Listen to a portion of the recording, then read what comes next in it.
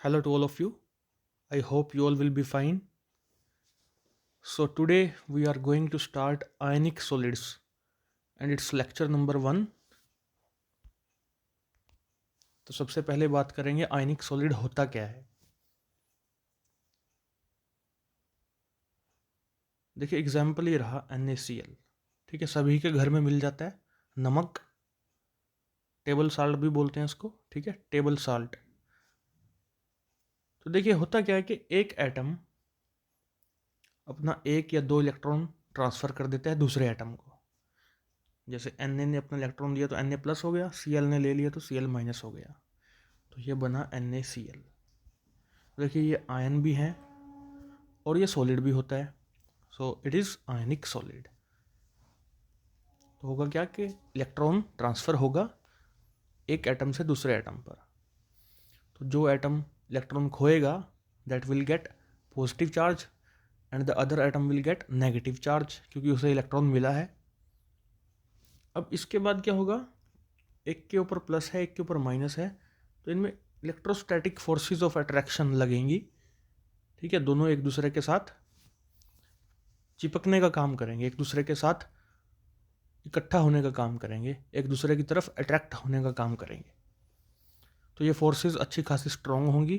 ठीक है, आयनिक फोर्सेस बोलेंगे हम इन्हें, और बॉन्ड को बोलेंगे आयनिक बॉन्ड बन गया। ठीक है, this results in electrostatic attraction, they come closer and the potential energy of the system decreases.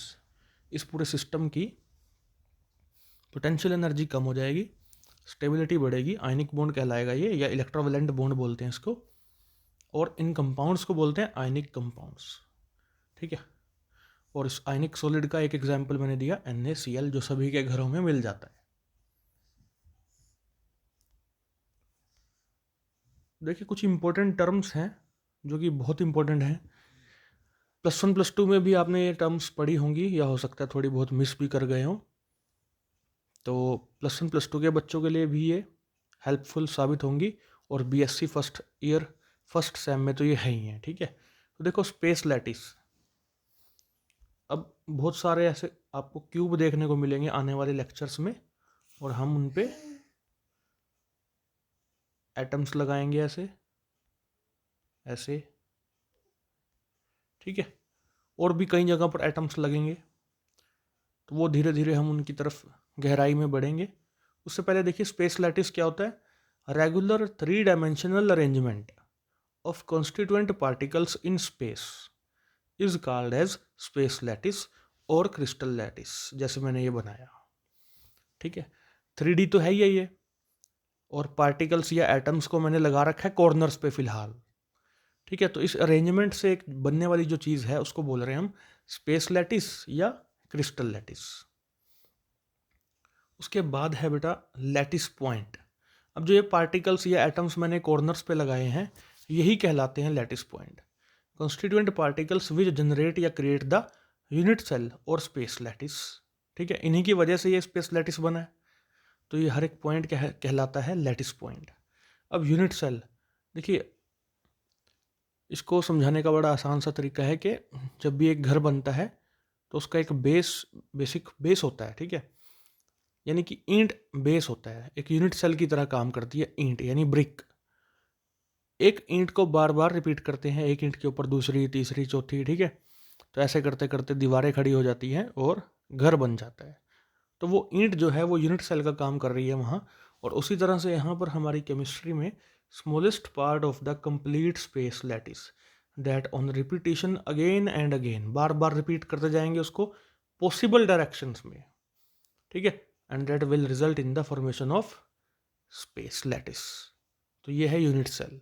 जैसे अभी क्यूब बनाया था ना मैंने, उसको रिपीट करते जाओ ऊपर नीचे आगे पीछे हर जगह, तो इस तरह से एक पूरा स्पेस लैटिस तैयार हो जाएगा। ठीक है, जो मैंने बनाया था वो एक यूनिट सेल था, लेकिन उसकी रिपीटिशन के बाद क्या होता जाएगा, स्पेस लैटिस बनता चला जाएगा।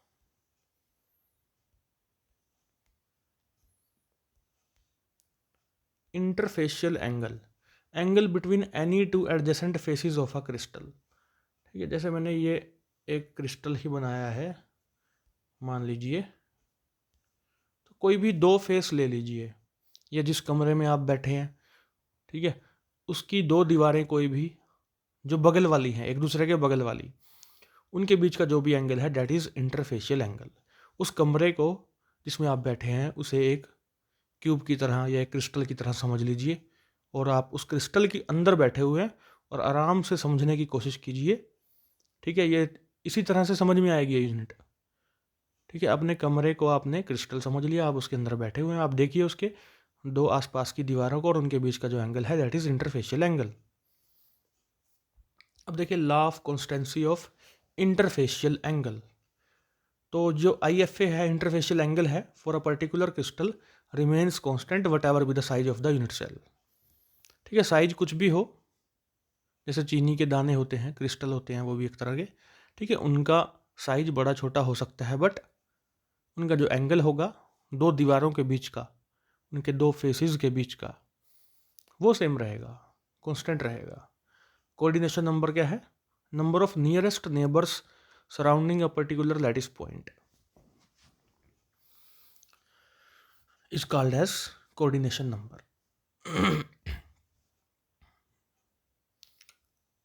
मतलब जैसे मैंने क्यूब बनाया ये वाला, ठीक है, इसकी बगल में एक और क्यूब भी बन सकता है, ऊपर बन सकता है, इधर बन सकता है, ठीक है, इस साइड बन सकता है, तो बहुत सारे क्यूब बन सकते हैं, ठीक है। तो मान लीजिए यहाँ पे जो हमारा एक एटम है उसकी अगल बगल में कितने और एटम इसको घेरे हुए हैं, ऐसे ऐसे, ठीक है। तो वो उसके पड़ोसी कहलाएंगे। कितने पड़ोसियों ने उसको घेर रखा है वही कहलाता है कोऑर्डिनेशन नंबर।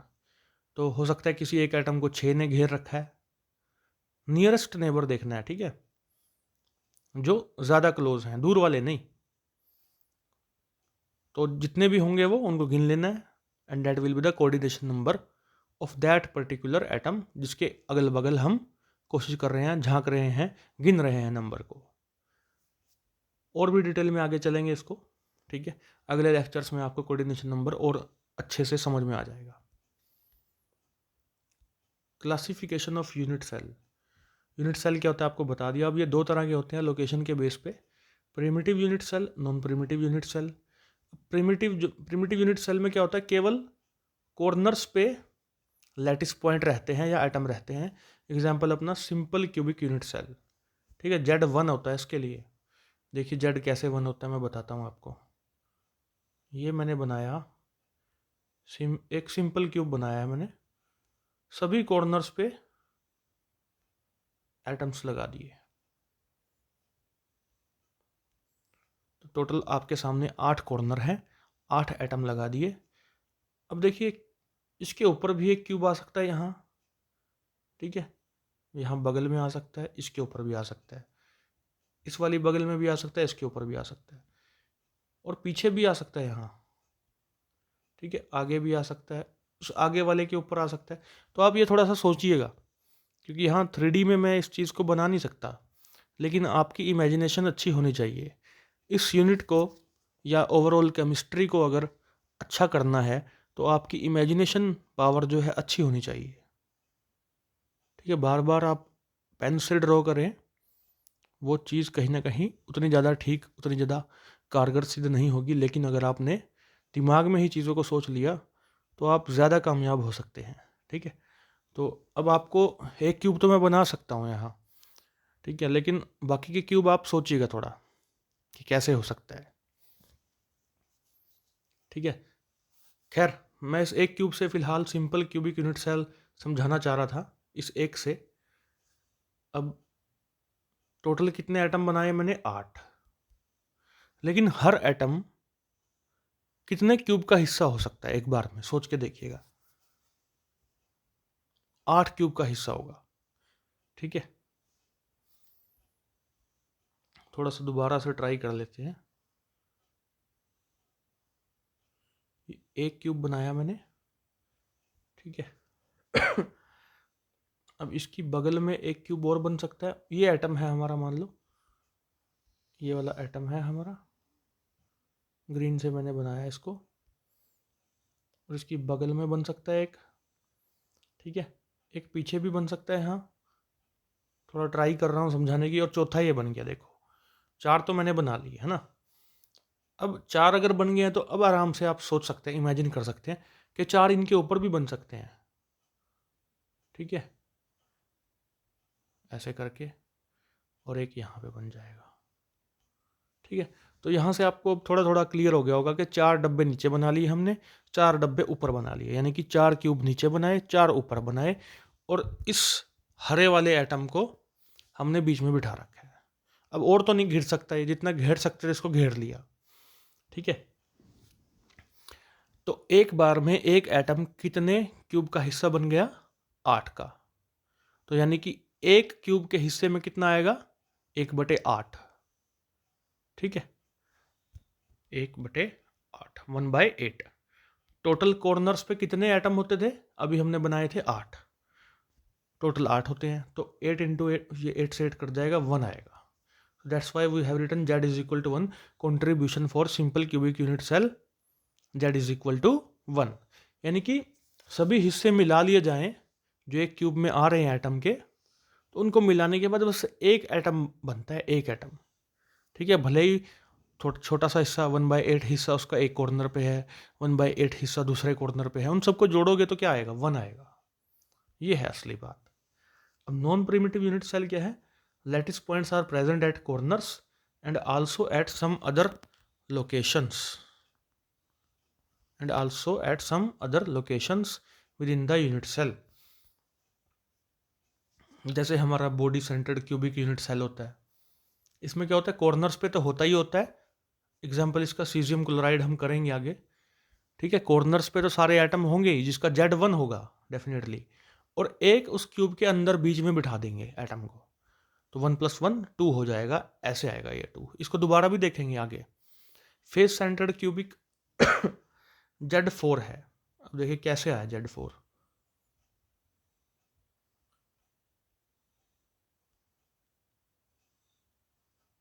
इसमें क्या होता है? कॉर्नर्स पे तो बनाने ही बनाने हैं आपको 8 एटम,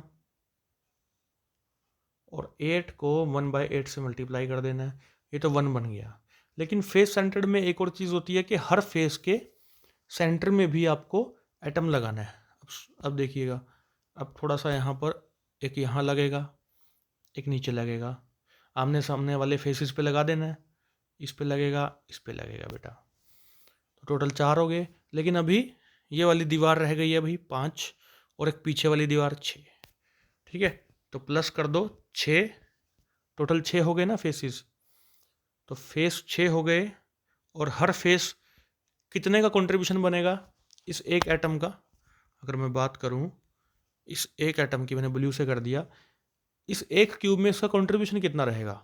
क्योंकि देखो एक क्यूब और बना सकते हो आप, इसके ऊपर क्यूबों से घिरा पड़ा है ना, तो आधा एटम तो ऊपर वाले क्यूब का हिस्सा हो जाएगा, आधा नीचे का, यानी कि 1/2 से मल्टीप्लाई कर दो, तो 2 × 3 = 6, और यहाँ से 8 × 1 = 8 आ जाएगा। 3 + 1 कितना हो गया? हमारे पास 4 हो गया। सो हमारा कंट्रीब्यूशन 4 आ गया। Z is 4। Contribution for face centred cubic unit cell is 4। तो ये तीनों चीज़ें आपको मैंने बता दी हैं, समझा दी हैं, इनको आप ध्यान में रखिएगा, बहुत इंपॉर्टेंट है। तो कॉर्नर पे कंट्रीब्यूशन आपको 1/8 बता दिया था मैंने अभी। बॉडी सेंटर में 1 होता है, देख लो दोबारा, ये एक क्यूब है, इसके बीच में ही पड़ा है एटम, तो इसका कंट्रीब्यूशन कितना हुआ? बॉडी सेंटर पे अगर कोई प्रेजेंट हो 1 होता है।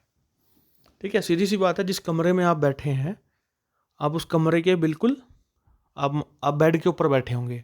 ठीक है, तो ना तो आप धरती वाले फेस से टच कर रहे हो, ना आप ऊपर वाले फेस से टच कर रहे हो, ना लेफ्ट वाले, ना राइट वाले, ना आमने सामने वाले, यानी कि आप उस कमरे के बीच में बैठे हो कहीं, बल्कि आप पूरा बीच में नहीं बैठे हो, लेकिन एटम को पूरा बीच में बिठाना है। ओके, सोचिएगा, थोड़ा सा इमेजिन करना शुरू कर दीजिए बच्चों, तभी बात बनेगी। तो अपने आप को अगर आप एटम समझते हैं तो बेड से थोड़ा और ऊपर जाना है, कमरे के बिल्कुल बीच में आपने अपने आप को बिठाना है, ये सोचना है आपने। So then in that case contribution कितना है? 1, क्योंकि आप उस कमरे के हो, आपका पार्ट कोई भी अगल बगल वाले कमरे में नहीं जा रहा। अब फेस सेंटर में 1/2 समझा दिया आपको मैंने अभी। एज सेंटर में 1/4। एज कौन सा होता है देखो, मैं बताता हूँ आपको, ये एज है, ये पूरा का पूरा, ठीक है। अब अपने रूम में जिसमें भी बैठे हैं उसके कोई भी दीवार देखो, उस दीवार के 2 कॉर्नर ले लो, ऊपर वाले दोनों कॉर्नर ले लो, सामने वाली दीवार आप देख पा रहे होंगे अभी, ठीक है, उनको जोड़ो तो एक लाइन बनती है, दैट इज़ एज, ठीक है। तो एज कितने हुए, 1 2 3, ये 4 ही नीचे हैं, फिर 5 6 7 8, टोटल कितने हो गए, 12 हो गए, 4 ऊपर 4 नीचे और 4 ये लंबे वाले, ठीक है, 1 2 3 4, टोटल 12 एज होते हैं। और हर एज के ऊपर कितने क्यूब बना सकते हो आप, यहाँ ऐसे करके 2 तो ये बन गए, अब इसके पीछे एक बना सकते हो और नीचे एक बना सकते हो, तो हर एज 4 क्यूब का हिस्सा बन सकता है, इसलिए 12 इंटू 1/4 करेंगे, 12 इंटू 1/4, 4 3 जा 12, ठीक है। तो ये 3 तो मैंने आगे यूज़ करना है, लेकिन अभी फ़िलहाल हम देख रहे हैं कंट्रीब्यूशन पर यूनिट सेल, एक एज का देख रहे हैं, एक एज का, ठीक है। मैंने टोटल एजेस का निकाल दिया ना, तो इसको छोड़िए, फ़िलहाल 1 एज का देखिए। और आप ये सोचिए कि आप जिस भी कमरे में बैठे हैं उसके बगल में एक कमरा लगा दीजिए, ठीक है। अब इन दोनों के ऊपर भी 2 कमरे लगा दीजिए, बगल वाले कमरे के ऊपर भी एक कमरा, जिस कमरे में आप बैठे हैं उस रूम के ऊपर भी एक कमरा, ठीक है। तो अब एक एज जो इन चारों के कॉमन में है, ठीक है, कोई एक एज बन गया जो इन चारों रूम का कॉमन है, तो इसलिए 1/4, इसलिए 1/4 है। टोटल कंट्रीब्यूशन निकालना है तो 12 से गुना करना पड़ेगा, क्योंकि टोटल 12 होते हैं ना, 12 edges are there in any room, जिसमें भी आप बैठे हैं गिन लेना, 12 होते हैं।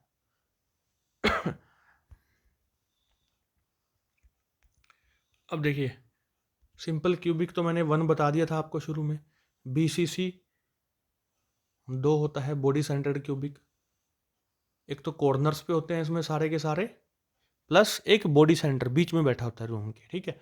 फेस सेंटर्ड अभी 4 बताया आपको, एज सेंटर्ड थोड़ा नया है, ज़रूरत भी नहीं है लेकिन बता देता हूँ। एज सेंटर्ड में क्या होगा, जैसे अभी मैंने एज सेंटर का कंट्रीब्यूशन बताया था, एक एज का 1/4 होता है, और टोटल कितने एज थे हमारे पास, 12, तो ये तो 3 आया,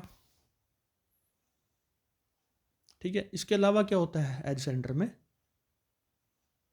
सभी कॉर्नर्स पे भी, सभी सभी के सभी कॉर्नर्स पे भी एटम्स मौजूद रहते हैं, और जब सभी कॉर्नर्स पे मौजूद रहते हैं तो कंट्रीब्यूशन कितना आता है, जैसे SCC simple cubic unit cell, जिसमें सभी कॉर्नर्स पे रहते हैं तो कंट्रीब्यूशन 1 आता है, तो 1 + 3 कितना आ गया, 4, तो इस तरह से एज सेंटर का 4 आता है।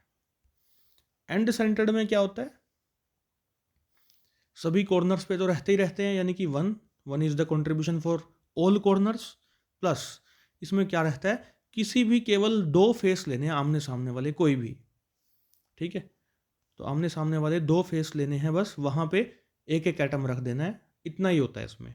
तो हर एक फेस का कंट्रीब्यूशन 1/2 होता है, ठीक है। सोच के देखिए, आप जिस रूम में बैठे हैं उसकी बगल में एक और रूम है, तो जब जिस दीवार से वो दोनों रूम कनेक्टेड है वहाँ सोचिए एक एटम है स्फीरिकल, एटम हमेशा स्फीरिकल होता है, ये तो आपको पता होगा, ठीक है। याद रखना, अगर नहीं पता, एटम स्फीरिकल लेके चलना है, गोलाई में चलना है एक फुटबॉल की तरह। तो उस दीवार पे जो कि 2 रूम की कॉमन है, उस दीवार के मध्य में आपने एटम रख दिया, क्योंकि वो उसका फेस है दीवार, ठीक है। तो आधा तो वो एक कमरे का हिस्सा हुआ, आधा दूसरे का, इसलिए मैंने लिखा 1/2, लेकिन टोटल मैंने कितना बोला कि 2 ही फेस पे होगा आमने सामने वाले, इसलिए 2 से गुना कर दो, आ जाएगा 1, तो 1 + 1 2 आ गया। 2 is the contribution in case of end centred unit cell. आपके लिए जो जरूरी है फिलहाल वो ये तीनों है, ये तीनों है, ठीक है। मैं एक बात और बता देना चाहता हूँ बच्चों, ज़रूरी नहीं है ये जो इमेजिनेशन वाला काम है सभी कर पाएँ, ठीक है, और ड्रॉ करने में भी दिक्कत आ सकती है। जिसने इमेजिन कर लिया उसको तो दिक्कत आएगी नहीं, ये तो सीधी सी बात है, ठीक है। जो इमेजिन नहीं कर पाएगा उसको थोड़ी सी दिक्कत आ सकती है। तो इसका हल क्या है हमारे पास, इसका हल ये है कि इस यूनिट में आप कुछ चीज़ें याद कर सकते हो, जैसे सिंपल क्यूबिक के लिए 1 है, BCC के लिए 2 है, FCC के लिए 4 है, ये 3 याद कर लो, इनकी अभी ज़रूरत नहीं है फ़िलहाल, ठीक है। तो अगर ये 3 याद कर लिया आपने और कुछ और चीज़ें हैं जो याद कर लिया आपने, तो आपको कोई दिक्कत नहीं आने वाली है। इस यूनिट में आप कंप्लीट जितने की भी आएगी यूनिट, मान लो 5 मार्क्स की आई तो 5 के 5 मार्क्स आपके बन जाएंगे। 10 मार्क्स की आई तो 10 के 10 मार्क्स आपके बन जाएंगे, अगर आपने याद भी कर लिया तो भी। समझ लिया तो बहुत बढ़िया हो जाएगा। ठीक है, समझने वाले भी इस चीज़ को तो याद कर ही सकते हैं, ताकि कोई गलती का चांस ना बने। चलिए अब देखिए वॉइड्स। वॉइड क्या होता है? एम्प्टी स्पेस होती है। आपने मार्बल्स कंचे खेले होंगे ना, गोलियां भी कह देते थे, गांव में गोलियां कह देते हैं, शहर में कंचे कह देते हैं, है ना। तो अब कंचे क्या होते हैं? गोल होते हैं। आप कंचों को एक दूसरे के ऊपर ऐसे रख के देखना, कुछ ना कुछ स्पेस तो बनेगी ना बच्चों उनके बीच में। So that space is called as void. ठीक है, अब देखो दो तरह के वॉइड होते हैं हमारे पास, टेट्राहेड्रल वॉइड और ऑक्टाहेड्रल वॉइड। अब टेट्राहेड्रल में आपको पता 4 एटम होते हैं, हमने टेट्राहेड्रल बहुत पढ़ा है, टेट्राहेड्रल ज्योमेट्री पढ़ी है हमने, है ना। तो 4 एटम होते हैं, तो देख पा रहे हो आप 1 2 3 4 मार्बल या 4 एटम मैंने रख दिए। And it is the space created between 4 lattice points present in tetrahedral manner. तो इन चारों के बीच में एक स्पेस होगी इसके नीचे, रेड वाले के नीचे। देखो ये रहे हरे वाले, ग्रीन वाले मार्बल दिखाए मैंने, ठीक है। तो देखो यहाँ स्पेस बन रही है कि नहीं। मैं स्पेस को ऑरेंज दिखाता हूँ, ये वाली स्पेस जो है, ठीक है। लेकिन अभी आपको दिखाई क्यों नहीं दे रही? क्योंकि चौथा आइटम भी तो रखना है ना ऊपर। तो रेड वाला आइटम मैंने इसके ऊपर रख दिया ऐसे। लेकिन अब आप देख पा रहे हैं स्पेस को। क्यों देख पा रहे हैं? क्योंकि अभी मैंने इसको फिल नहीं किया पूरा कलर से, ठीक है। तो ये जो 4 एटम के बीच की स्पेस है, दैट इज टेट्राहेड्रल वॉइड। तो इसका ध्यान में रखिएगा। अगला है ऑक्टाहेड्रल वॉइड। जैसे टेट्राहेड्रल में 4 होते हैं बेटा, ऑक्टाहेड्रल में हमें पता है टोटल 6 एटम होते हैं। ऑक्टा से मतलब मत ले जाना इसका, ऑक्टा का मतलब तो 8 होता है, ठीक है। 8 का मतलब मैंने आपको बताया हुआ है क्लास में कि 8 ट्राइंगल बना सकते हैं आप। यहाँ से देखो इस तरह से, इस तरह से, ठीक है। 4 ऊपर ट्राइंगल बन सकते हैं और 4 नीचे बन जाएंगे इसी तरह से। खैर, तो ऑक्टाहेड्रल में कितने होते हैं? 6 एटम होते हैं। 1 2 3 4, 4 मैंने ऐसे रख दिए बच्चों। और पांचवा, ये जो स्पेस है ना, ये स्पेस मैंने रेड से बना ली। ये स्पेस है ऑक्टाहेड्रल स्पेस, ऑक्टाहेड्रल वॉइड की स्पेस। अब इसके ऊपर क्या करेंगे? एक एटम ऊपर रख दिया बच्चों और एक नीचे रख दिया। तो यहाँ ज़्यादा बेटर यहाँ है, ठीक है। यहाँ तो आर पार देख पा रहे हो, एटम के आर पार थोड़ी देख पाएंगे हम, मार्बल के आर पार तो नहीं देख पाएंगे। लेकिन जो ये वाइट कलर की स्पेस आपको अब दिखाई दे रही होगी, इसको हम अपना डार्क ब्लू से देखते हैं। देखो ये रही स्पेस वाइट कलर की, ठीक है। थोड़ा सा मैंने इसको जानबूझ के दिखाया है ताकि आपको समझ में आ सके। सो 6 एटम्स के ऐसी अरेंजमेंट के बीच में जो स्पेस दिखाई दे रही है आपको, जो वर्ड दिखाई दे रहा है, that is octahedral word. I hope आपको क्लियर हो जाएगा। अब ऑक्टाहेड्रल वर्ड्स एफसीसी लैटिस में निकालने का देखते हैं तरीका क्या है। Present at body centre and at each edge centre. अब देखिए, इसको बनाने के बजाय आप ध्यान से सुनिएगा मेरी बात। आप जिस भी रूम में बैठे हैं उसका बॉडी सेंटर क्या है? रूम का सेंटर। वहाँ पे एक एटम इमेजिन कर लो, ठीक है। आप जिस भी रूम में बैठे हैं उस रूम का जो सेंट्रल पॉइंट है आपके बेड के थोड़ा ऊपर बनेगा वो, है ना। तो वहाँ पे एक एटम प्रेजेंट है और जितने भी एज हैं बेटा, जितने भी एज हैं, एज कितने हैं अभी हमने देखा था 12। तो हर एक एज के सेंटर पे आपने एक एक एटम लगा देना है, एक एक मार्बल लगा देना है, ठीक है। तो टोटल एज कितने हैं अपने पास? 12। और हर एज का कंट्रीब्यूशन हमने देखा था 1/4 होता है, इसलिए 12 गुना में 1/4 प्लस आपको बताया बॉडी सेंटर वाले का तो कंट्रीब्यूशन पूरा उस रूम का पार्ट होता है वो, और किसी रूम का पार्ट नहीं, तो 1/1। तो 1 + 3 टोटल आ गए 4। 4 ऑक्टाहेड्रल वॉइड होते हैं एफसीसी लैटिस में। ये आप ध्यान में रखिएगा, याद कर दीजिएगा इसको, ठीक है। देखिए टेट्राहेड्रल वॉइड कितने होते हैं भाई? Present between body centre and any one corner. एक टेट्राहेड्रल वॉइड की बात करूं तो फिर से आपने देखना है बॉडी सेंट्रल पोजीशन। आप जिस भी रूम में बैठे हैं सोचिएगा जो सेंट्रल पॉइंट है उस रूम का, आपके बेड से थोड़ा ऊपर, वहाँ पे एक एटम प्रेजेंट है। और फिर कोई भी कॉर्नर ले लो, साइड वाला कोई भी एक कॉर्नर ले लो, ठीक है। इन दोनों के बीच में जो कोई पोजीशन बन रही है ना, वहाँ कहीं पे टेट्राहेड्रल वॉइड रहता है। तो ऐसे 4 तो बेटा ऊपर बन जाएंगे। सोच के देखो, ऊपर 4 कॉर्नर है और बीच में भी आप बिठा रखा है आपने एक एटम। 4 ऊपर बन जाएंगे, 4 नीचे बन जाएंगे, ठीक है। लेकिन और बढ़िया जो इसकी डेफिनेशन है वो है सेकंड वाली, यानी कि ये वाला पॉइंट ज़्यादा अच्छे समझाएगा, ठीक है। Surrounded by 4 lattice points. अब इसको मैं थोड़ा सा बना के दिखाता हूँ आपको। आप अपने रूम की मदद से भी इसको समझने का प्रयास करना, समझ में आ जाएगा, ठीक है। देखो, ये रही हमारी बॉडी सेंटर्ड पोजीशन रूम के एकदम बीच में, ठीक है। एक एटम लगा दिया हमने यहाँ, और एफसीसी में क्या होता है, हर सेंटर पे भी होता है ना, हर फेस के सेंटर पे, इस फेस के सेंटर पे भी लगा दिया पॉइंट। फेस सेंटर को हम अलग कर लेते हैं, ग्रीन कर लेते हैं, ये रहा रेड वाला। एक तो बॉडी सेंटर है, एक कॉर्नर पे लगाया मैंने, ठीक है। इस फेस का सेंटर ये रहा, और ऊपर वाला जो है यानी कि छत, इस कमरे की छत या आप अपने कमरे की छत सोच लो, उसके बीच में भी ये रहा, ठीक है। तो ये लगाए हैं मैंने अभी। कॉर्नर के सारे मैंने कैसे लिए हैं, रेड लिए हैं, कॉर्नर के सारे रेड लिए हैं। और मैंने बस 3 फेस यानी कि 3 दीवारें कवर करी हैं अभी, ठीक है। तो एक तो ये रहा फेस, एक ये रहा और एक ये रहा। और एक मैंने जो बॉडी सेंटर का लिया उसको ब्लैक कर देते हैं फिलहाल, ताकि आपको समझ में आ जाए क्लियरली। इस बॉडी सेंटर्ड पोजीशन को, जो रूम के बीचों बीच बैठा हुआ है एटम, उसको मैंने ब्लैक कर दिया, ठीक है। बहुत आराम से इसलिए पढ़ा रहा हूँ ताकि हर चीज़ क्लियर हो जाए आपको।